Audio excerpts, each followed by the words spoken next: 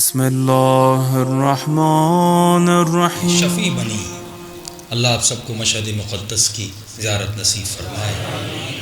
وہاں پہ ایک مسجد ہے جس مسجد کا نام ہے مسجد گوہر شاد۔ گوہر فارسی کا لفظ ہے، ایک ایسا گوہر جو خوش ہو، گوہر شاد، خوش گوہر، ان کا نام تھا گوہر شاد۔ یہ ہندوستان سے ہجرت کر کے ایران آئیں، اور جب مشہد پہنچی تو مولا کی حرم کی چار دیواری بہت چھوٹی تھی، ایک محدود احاطہ تھا۔ حرم کے بالکل بیک سائیڈ پہ جہاں پر ابھی یہ مسجد ہے، یہاں پر لوگ کچرا پھینکا کرتے تھے، بہت گند تھا، بدبودار ایک جگہ تھی۔ اس نے کہا کہ مولا کا حرم ہے اور سامنے کچرا ہو۔ کچھ لوگ وہ ہیں جو اندر کا ہی کچرا صاف نہیں کرتے، اور کچھ وہ ہیں جو حرم کے باہر کا بھی کچرا صاف کرتے ہیں۔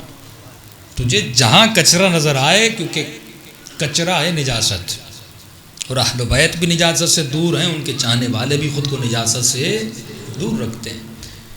تو اس نے کہا اللہ نے مال بہت دیا، دولت بہت دیا، شوہر مر چکا تھا، بیوہ تھی، اور کیونکہ علی کی چاہنے والی تھی، فکر بھی بلند تھی، تو انہوں نے کہا کہ کچھ ایسا کر کے جاؤں کہ مرنے کے بعد بھی مجھے کام آئے۔ معصوم کا فرمان ہے انسان جب تک تو زندہ ہے یہ تیرا نام اعمال ہے، ملائک اس کو لکھتے رہتے ہیں، لیکن جیسے اس بدن سے روح نکلی یہ دفتر بند ہو جائے گی۔ اب نہ نیکی بڑھا سکتا ہے نہ برائی گھٹا سکتا ہے۔ کس نے کہا مولا کوئی ایسا کام ہے کہ میں کروں اور مرنے کے بعد وہ پھر بھی لکھتا رہے،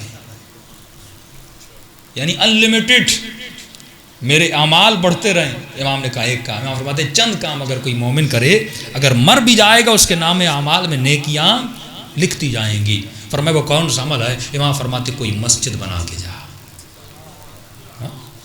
اگر تو مر بھی جائے گا جب تک یہ مسجد باقی ہے، نمازی نماز پڑھتے رہیں گے، ثواب خدا تجھے دیتا رہے گا۔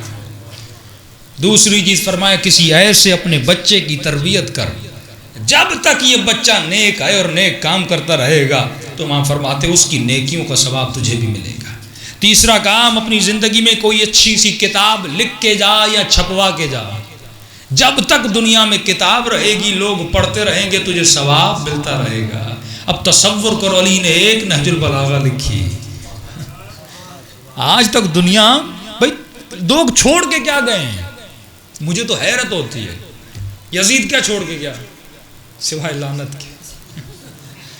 وہ کون سا اس نے کام کے جسے ثواب ملے؟ نسل پہ ثواب ہے، آبا و اجداد پہ کوئی فخر کیا جاتا ہے، تو بتا تو نے کیا کیا؟ لیکن حسین کہ صرف 10 دن کاؤنٹ کرو تو یہ دنیا کے ثواب کو بھی جمع کرو تو کم ہے۔ لاکھوں لوگوں کو فرش عزا پہ ہدایت، سارا ثواب کہاں جا رہا ہے؟ ساری رحمتیں کہاں لوٹ رہی ہیں؟ امام حسین کی طرف۔ اس فرش پہ لوگ نمازی بنتے ہیں، جوان دیندار بنتے ہیں، خواتین آتی ہیں حجاب کرتی ہیں، ان کی روحیں بیدار ہوتی ہیں، نفسوں کو مارتی ہیں۔ یہ سب کچھ کہاں سے مل رہا ہے؟ یہ رزق کہاں سے مل رہا ہے؟ فرش عزا سے۔ کس کی وجہ سے؟ حسین کی وجہ سے۔ اب کتنا بے شعور انسان ہے جو یزید کے پیچھے لگا۔ وہ تمہیں دے کر کیا گیا؟ 4 چیزیں بتاؤ جو یزید نے تجھے دی ہوں۔ کعبہ اس نے گرایا، 3 دن مدینے کو اور مدینے کی عورتوں کو اپنے سپاہیوں پہ اس نے حلال کیا، نبی کے اور نبی زادیوں کو اس نے مارا۔ کون سی چیزیں وہ چھوڑ کے گیا؟ اور پیچھے چلے جاؤ کہ وہ کیا چھوڑ کر گئے، اور دیکھو علی کیا چھوڑ کر گئے ہیں۔ اس خاتون کے پاس یہ شعور تھا، یہ عقل تھا کہ اپنی زندگی میں کچھ کر کے جاؤں، اور اگر چلی جاؤں تو مجھے ثواب ملتا رہے۔ اب تصور کریے مسجد گوہر شاد کتنی بڑی ہے، جب نماز پڑھتے ہو ثواب تجھے بھی ملتا ہے اور خانم گوہر شاد کو بھی ملتا ہے۔ عاقلہ عورت تھی، اللہ نے عقل دی تھی، اور یہ عقل اس نے علی ابن ابی طالب سے لی تھی، علی کی تعلیمات سے لی تھی، کیونکہ امام فرماتے ہیں اگر فکر کو بلند کرنا ہے تو فکر علم سے بلند ہوتی ہے۔ جتنا علم و شعور تمہارے وجود میں آئے گا اتنی فکر تمہاری پروان چڑھتی جائے گی۔ اب اس نے مزدوروں کو ہائر کیا، ہائر کرنے کے بعد اس نے مسجد کے کام کو بنوانا شروع کر دیا۔ اب مسجد کا کام ہو رہا تھا، جوان مزدور تھے، کام کر رہے تھے۔ یہاں سے ایک جوان مزدور تھا، اس کی نگاہ خانم گوہر شاد کے چہرے پہ پڑ گئی۔ فارسی میں کہتے ہیں کہ یک دل نہ صد دل عاشق شد، اس کے دل میں عشق کا بھوت چڑھ گیا اور اس نے کام پہ آنا چھوڑ دیا۔ 1 دن گزرا، 2 دن گزرے، 3 دن، ہفتہ گزر گیا۔ خانم گوہر شاد نے کہا وہ مزدور نظر نہیں آتا، کہ پتہ نہیں طبیعت خراب ہے، ہم نے بھی اس کو نہیں دیکھا، کیونکہ علی والی تھی۔ کہا کہ جاؤ تیمارداری کے لیے پیسوں کی ضرورت ہو، بیمار ہو گیا پوچھ کر آؤ۔ کسی کو بھیجا گیا اور پیغام بھیجا گیا، تو اس کی ماں نے کہا کہ مجھے خانم گوہر شاد سے ملنا ہے۔ تو انہوں نے کہا ٹھیک ہے آ جائیں، میں مل لیتی ہوں۔ اب یہ بوڑھی سی ماں خانم گوہر شاد کے پاس آتی ہے اور کہتی ہے مسئلہ یہ ہے کہ میرا بیٹا نہ کھانا کھا رہا ہے نہ پانی پی رہا ہے۔ عشق کا بھوت آج کل کے زمانوں میں سوار ہوتا ہے اور یہی ڈرامے بازیاں کر کے اپنے والدین کو بلیک میل کرتے ہیں۔ اب بوڑھی ماں تھی، اس نے کہا بیٹا نہ کھا رہا ہے نہ پی رہا ہے۔ کہ مسئلہ کیا ہے؟ کہ مسئلہ یہ ہے کہ اس نے کہا کہ جب تک آپ ان سے شادی نہیں کریں گی وہ نہ کام کرے گا نہ کھانا کھائے گا۔ یہ پریشان ہو گئے کہ میرا شادی کا ارادہ ہے، میں بیوہ ہوں، میری عمر اتنی ہے کہ میں نہیں جانتی اللہ نے ایک بیٹا دیا ہے اور وہ بھی نہ کھانا کھا رہا ہے نہ کچھ کر رہا ہے، میرا بیٹا مر جائے گا۔ جیسے مائیں روتی ہیں، رونا دھونا شروع کر دیا۔ اب یہ تھی علی کی چاہنے والی، شفیع بننا ہے نا، یہ نہیں کہ خود نیک ہو اور دوسرے کو چھوڑ دو، یہ حسین کی سیرت نہیں ہے۔ اگر ایسا ہوتا تو حسین بھی مدینے میں بیٹھ جاتے، نمازیں پڑھتے رہتے، حسین کو کون سا نقصان تھا، حسین کی نماز تو بچی ہوئی تھی۔ لیکن مولا نے کہا حسین اپنی نماز بھی بچائے گا، حور کی نماز بھی بچائے گا، قیامت تک آنے والوں کی نمازیں بچائے گا، کیونکہ یہ حسین ہے، یہ شفیع ہے۔ کام ہے اہل بیت کا شفاعت کرنا، رسول کا کام ہے شفیع الناس، یہ شفاعت کرنے والا ہے، یہ رحمت للعالمین کے ماننے والے کا نواسہ ہے۔ یہ بھی مولا کی ماننے والی تھی۔ اس نے کہا ٹھیک ہے میری ایک شرط ہے، اگر تیرا بیٹا وہ شرط مان جائے میں شادی کے لیے تیار ہو جاؤں گی۔ ماں نے کہا کہ کون سی شرط؟ اب اس نے سمجھا پیسے والی خاتون ہے، کوئی بڑی شرط رکھے گی تاکہ بات کو ٹال دیا جائے۔ اس نے کہا دیکھیے کوئی بڑی شرط مت رکھیے گا، جو ہم پوری کر سکیں وہ شرط دیجیے گا۔ کہ شرط کا تعلق آپ سے نہیں ہے، آپ کے بیٹے سے ہے، اور اتنی مہنگی شرط بھی نہیں ہے، بڑی آسان شرط ہے، اگر وہ پوری کر لے میں شادی کرنے کے لیے تیار ہوں۔ کہ کون سی شرط ہے؟ کہ بیٹے کو کہو کہ 40 راتیں نماز شب پڑھے، 40 راتیں نماز تہجد پڑھے۔ آج کی خاتون، آج کی میری بہن، آج کا باپ جب تیرے گھر میں رشتہ آتا ہے تو آپ کی شرطیں کیا ہوتی ہیں؟ گاڑی ہے، بنگلہ ہے، میرا اسٹیٹس یہ ہے، آپ کا اسٹیٹس کیا ہے؟ میری بیٹی تو نازوں میں پلی ہے، آپ اس کو دے کیا سکتے ہو؟ یہ ہماری شرطیں ہیں، یہ علی کی شرطیں نہیں ہیں۔ اے خاتون اگر کوئی جوان تیرے عشق میں گرفتار ہے، تو جانتی ہے کہ یہ تیری محبت میں جو تو کہے یہ کر سکتا ہے، تو یہی تو ہے کہ بندہ بندے کے عشق سے خدا کے عشق تک پہنچ جاتا ہے۔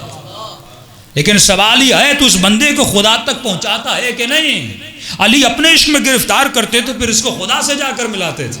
اے خاتون، اے جوان، کیا تم نے دنیا میں یہ کام کیا جو علی ابن ابی طالب کا کام تھا؟ جب تجھے یقین ہے کہ ایک بندہ تیرے عشق میں گرفتار ہے، وہ تجھ سے محبت کرتا ہے اور محبت کا جذبہ بندے سے ہر کام کرواتا ہے، یہی محبت ہے جو قتل کرواتی ہے، یہی محبت ہے جو خودکشیاں کرواتی ہے، یہی محبت ہے جو نسلوں کو تباہ کرتی ہے، اور یہی محبت ہے جو گھروں کو بساتی بھی ہے۔ لیکن سوال یہ ہے تو محبت کو کس وے میں استعمال کرتا ہے؟ ہم اس وے میں استعمال نہیں کرتے۔ اے میری ماں بہن، جب تمہارے گھر میں رشتہ آتا ہے، کیا اس خاتون نے یہ کہا اے جوان میں تب شادی کروں گی جب تمہارے چہرے پہ علی کی سنت والی داڑھی ہوگی، میں تم سے تب شادی کروں گی جب تو نمازی بن جائے، جب تو خمس کا پابند ہو جائے، جب تو با اخلاق ہو جائے، جب تو با کردار ہو جائے، جب تو با احترام ہو جائے۔ کبھی ہم یہ شرطیں نہیں رکھتے، ہماری شرطیں مادی شرطیں ہوتی ہیں، دنیا والی شرطیں ہوتی ہیں کہ گاڑی ہے، گھر ہے۔ ارے بڑے بڑوں نے امیروں کو بیٹیاں دی لیکن چند مہینوں میں طلاق ہو کر گھر میں آ گئی، کیونکہ اس کے پاس دولت دنیا تھی لیکن دولت حسین نہیں تھی، جس کا نام اخلاق ہے، جس کا نام کردار ہے، اس کو ہم نہیں دیکھتے۔ خانم گوہر شاد نے کہا ہاں میں مزاحیہ طور پہ کہتا ہوں کہ انسان کی عقل جب فکر سے عاری ہو جائے اور اس عقل پر جنوں کے پردے آ جائیں، لکھتے تھے نا آپ بھی یونیورسٹیز میں اور بچپنے میں اس وقت سے گزرے ہوں گے، جب عاشقانہ خط لکھے جاتے ہیں تو لکھا جاتا ہے کہ مجھ سے شادی کر لو، میں تیرے لیے چاند توڑ کے لاؤں گا، ستارے توڑ کے لاؤں گا، اور وہ بھولی بھالی بیچاری پڑھتی ہے اور کتنی خوش ہوتی ہے کہ یہ چاند لائے گا، حالانکہ اگر اپنی عقل سے پوچھے اس سے بڑا سفید جھوٹ کائنات میں ہو بھی نہیں سکتا۔ نہ کوئی چاند لا سکتا ہے، نہ کوئی ستاروں کو توڑ کے لا سکتا ہے، لیکن نفس اسے کس طرح بہلا رہا ہوتا ہے۔ اے کاش وہ باتیں لکھی جاتی جن باتوں میں سچائی ہوتی۔ ارے جس عشق کی ابتدا جھوٹ سے ہو، کل عرض کر چکا نا کہ امام فرماتے ہیں میرا شیعہ ہر گناہ کر سکتا ہے لیکن جھوٹ نہیں بول سکتا۔ جس عشق اور محبت کی ابتدا ہی جھوٹ سے ہو۔ آج ہم کسی کو اپنانے کے لیے کتنے جھوٹ بولتے ہیں، یہ بات یاد رکھیے، ابتدا اگر جھوٹ کی مناؤ گے پھر انتہا طلاق پہ ہوتی ہے، پھر جھگڑوں پہ ہوتی ہے، لیکن اگر رشتوں کی ابتدا سچائی پہ کرو گے، نہیں مولانا آج جھوٹ بول لے لیتا ہوں کب شادی ہو جائے گی، میں اس کو سمجھا دوں گا کہ یہ میں نے جھوٹ بولا تھا، اگر سچ بولتا آپ ہم سے شادی نہ کرتے۔ ارے جھوٹ کے رشتوں کی بنیاد بڑی کھوکھلی ہوتی ہے، سچ کی بنیاد بناؤ۔ امام فرماتے ہیں علی کا چاہنے والا سر تو کٹا سکتا ہے لیکن کبھی جھوٹ نہیں بول سکتا۔ کیوں نہیں بول سکتا؟ کیونکہ خدا نے جھوٹوں پر لعنت کیا ہے۔ اب خانم گوہر شاد نے کہا میری شرط ہے کہ 40 راتیں نماز شب پڑھے۔ ماں خوشی خوشی گھر گئی، بیٹے کو کہا بیٹا خوشخبری ہے، ایک شرط رکھی ہے۔ کہا کوئی بڑی شرط تو نہیں ہے؟ کہا نہیں بڑی آسان شرط ہے۔ کہا کیا شرط ہے؟ کہ خانم گوہر شاد نے کہا 40 رات نماز تہجد پڑھو۔ بڑا خوش ہوا۔ کہا اگر وہ کہتی تو پوری زندگی پڑھتا۔ ارے اللہ کے لیے ایک نماز نہ پڑھی، کسی خاتون کی محبت میں بندہ پوری زندگی نماز پڑھنے کے لیے تیار ہو جاتا ہے۔ آپ دیکھ رہے ہیں یہ بتا رہا ہے اسے خدا سے عشق تھا ہی نہیں، یہ جانتا ہی نہیں تھا عشق کیا ہوتا ہے۔ اگر جانتا تو علی والا مزاج ہوتا، نماز میں پاؤں سے تیر نکل گیا، لیکن علی کو پتہ نہ چلا یہ عشق خدا ہے، یہ محبت خدا ہے کہ حسین سر کٹانے کے بعد بھی نو کے نیزہ پہ قرآن کی تلاوت میں نظر آتے ہیں۔ یہ عشق خدا ہے کہ بدن دھڑ سے سر دھڑ سے جدا ہو چکا لیکن عشق نے ان لفظوں کو زبان سے جدا نہیں کیا۔ یہ عشق حلویت ہے جو خدا سے عشق تھا، لیکن وہ کب ہوگا جب ہم مجاز سے نکل کر حقیقت کے میدان میں آئیں گے، تب ہمیں احساس ہوگا کہ عشق خدا کیا ہوتا ہے۔ اس نے کہا میں 40 راتیں، ارے میں تو 1000 راتیں نماز پڑھنے کے لیے تیار ہوں۔ کہ پھر دیر کیسی، آج ہی رات نماز پڑھنا شروع کر دے۔ بیٹے نے نماز پڑھنا شروع کر دی۔ کہ 10 راتیں گزر گئیں، 20 راتیں گزر گئیں، 30 راتیں گزر گئیں، 40 راتیں گزر گئیں، 45 راتیں گزر گئیں، 50 راتیں گزر گئیں۔ بوڑھی ماں کہتی ہے میرے لال رشتہ لینے جاؤں، تو نے تو نمازیں پڑھ دی۔ کہتے اماں صبر کرو۔ 70 راتیں گزر گئیں، 80 راتیں گزر گئیں۔ ماں پھر آتی ہے، پھر کہتا ہے اماں صبر کرو۔ کہ یہاں تک کہ 100 دن گزر گئے۔ ایک مرتبہ خانم گوہر شاد نے خبر کے لیے پوچھا کہ ارے جوان کے وہ 40 دن کہا تھا، یہ 40 دن سے اوپر ہو گیا، زندہ بھی ہے کہ نہیں؟ مسئلہ کیا ہے؟ آیا کیوں نہیں؟ شرط کو پورا کیا کہ نہیں کیا؟ ایک مرتبہ خود اس کے دروازے پر آتی ہے، دستک دیتی ہے، یہ ماں باہر آتی ہے۔ کہ آپ کے بیٹے کی کوئی خبر، زندہ بھی ہے کہ نہیں؟ کہاں زندہ بھی ہے، نماز بھی پڑھ رہا ہے، شرط کو پورا بھی کر رہا ہے۔ کہ 40 دن گزر گئے، پھر رشتہ لینے کے لیے کیوں نہیں آئے؟ کہ مجھے بھی نہیں پتا، پہلے اتنا بےتاب تھا لیکن ابھی کہتے ہیں اماں صبر کرو۔ کہ جلدی اس جوان کو بلا کے لا۔ ایک مرتبہ یہ جوان دروازے پر آتا ہے، لیکن جب اب دروازے پر آتا ہے اب آنکھیں وہ آنکھیں نہ رہی، بڑی حیا ہے ان آنکھوں میں، آنکھوں کو جھکا کے کھڑا ہے، سر کو جھکا کے کھڑا ہے۔ خانم گوہر شاد نے کہا اے جوان 40 رات نماز پڑھی؟ کہاں نماز پڑھی، اب تک پڑھ رہا ہوں۔ کہ پھر میرا رشتہ لینے کے لیے کیوں نہیں آتے؟ کہ خانم گوہر شاد میری ایک مجبوری ہے، جب تک نماز شب نہیں پڑھی تھی میں تیرے عشق میں گرفتار تھا، لیکن جب سے نماز شب پڑھی ہے میں اپنے رب کا عاشق بن چکا ہوں۔